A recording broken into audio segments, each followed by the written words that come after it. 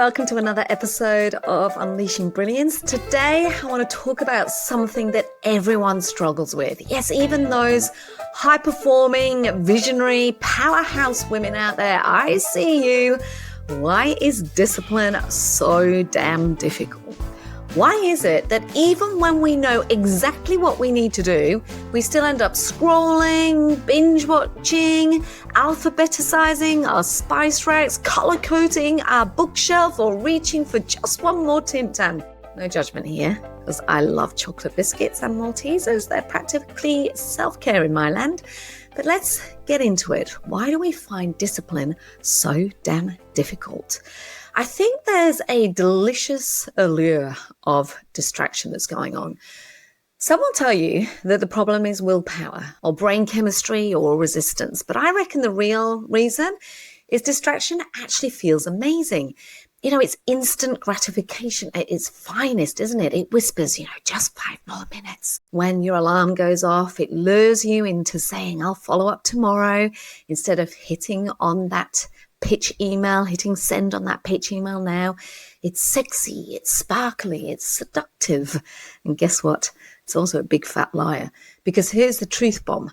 If distraction is all about short-term pleasure, then discipline is all about long-term purpose. It's not about suffering. It's about stacking those little wins that create the big dreams. We're talking and writing a book, landing a TEDx talk, launching your empire, getting high quality leads on repeat. It's not exactly things you achieve by winging it with your phone in one hand and Lover's Blind on in the background. It's not the sort of thing you can achieve by actually not doing the boring work. This stuff, getting those TED Talks, writing that book, building your business requires work, it requires discipline, it requires consistency. And that, my friends, is often the boring part of business. But I think it's time to flip the script. Let's talk strategies, because discipline doesn't have to feel like a boot camp hosted by a statistics personal trainer. And let me tell you, I'm retraining for a High Rocks right now, and that's how it's feeling. We've got to flip the script. So here's a couple of strategies I want you to think about. The first one is to lock down your goals and your why. Because without clarity, distractions actually win every single time. You want to grow your business? Great. But what does that mean? What does it mean? What is the motivation? What is the reason for doing this stuff? My clients, especially those in Elevate, we sit down every single quarter and we create a game plan. And this is not just lofty goals, but it's actually the micro actions over these next 90 days that will actually get them there. And by the way, we set these 90-day plans, not just from a business and professional perspective, but also personal perspective, because we're not just single-minded human beings. Many of us have other things going on. We've got life dreams, we've got relationship goals and all those sorts of things. And it's really important that we get clear on these micro actions that are going to get you there, because a great idea without a plan, well, that's just wishful thinking with a hashtag. So work out what is it that you're wanting and why. Most importantly, why does it actually matter? And I want you to think really why, really, really, really why. The second thing is you got to ditch the temptation. Willpower's cute, but it's, unreliable. It's like a bad ex. We've actually got to put systems in place, not stress. So if it's about turning off your phone, it may be about shutting down your email. It may be about hiding the remote. Whatever it is, you've got to get serious about removing those distractions. One of the things, and I've shared this before, that we do in my Elevate community is we do a weekly hour of power. This is where we meet online. The cameras are on, but microphones are off. Every single person is muted. And we spend that hour in business development mode, like our goals depend on it, because they actually do. And let me tell you, knowing someone's watching you on Zoom, well, magically, it makes you productive. Funny that, right? So remove the distraction. Number 3, making sure that you're celebrating those small wins. I used to think that discipline meant suffering, like nose to the grindstone, grey tracksuit, eye-twitching kind of suffering. And, honestly, I think there's a lot of that childhood conditioning about you work hard, you keep working hard, and someone will notice you. I remember my North of England dad saying, But it doesn't have to be like that. Now, what I do is I celebrate the glimmer moments.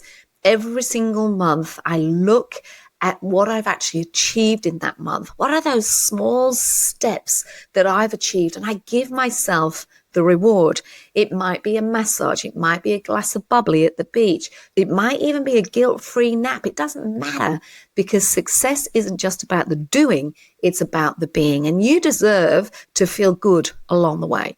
Next strategy, number 4, is about being kind to yourself. I used to be really bad at this, like world champion at beating myself up, kind of bad. But now I pause, I reflect, I laugh. Sometimes I swear loudly and start again, but I never stay stuck. And I tell my clients the same thing. If you've fallen off track, don't spiral. It's just about acknowledging what happened, what got in the way, what stopped you, and then taking ownership and pressing reset. Because there is never failure, only feedback or sometimes a slight setback. And one of the final things I do is I track my progress like a hawk. I am anally retentive about tracking absolutely anything. This is like my superpower to my business. It's one of my biggest secrets. I track everything. I track daily sales and cash flow.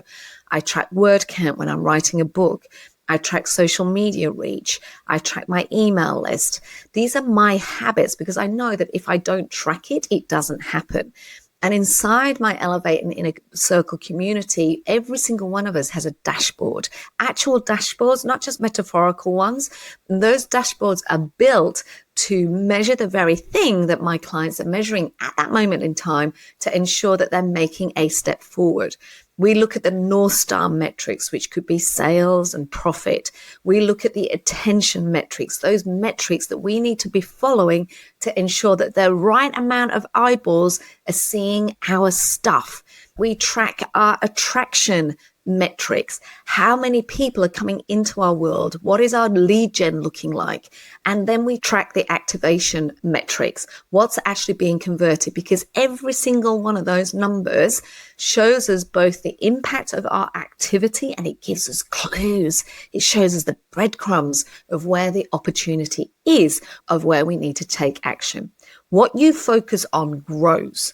What you neglect, well, that gathers dust. It fuels self-doubt. It adds the cobwebs into your business. So the big question is, are you going to let distractions keep you in the loop of I'll do it later? Or are you going to commit to a kind of discipline that builds freedom, it builds flow, and it builds long-term brilliance? I know which camp I'm in, and I know which camp you belong to too. And it's not the one with empty promises and half-eaten biscuits. So what's one thing you're going to take away from today? Maybe it's shutting down your inbox during deep work time. Maybe it's scheduling your own hour of power. Maybe it's finally getting clear on your goals and why they matter. Whatever it is, please make a commitment and make that commitment today.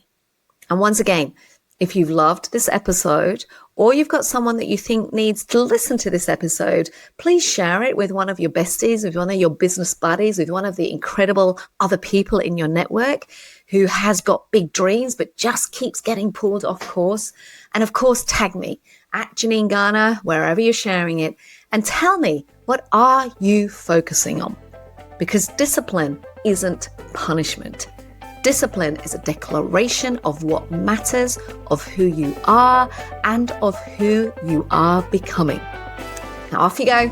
Go and unleash some more brilliance this week, and I'll catch up with you next week.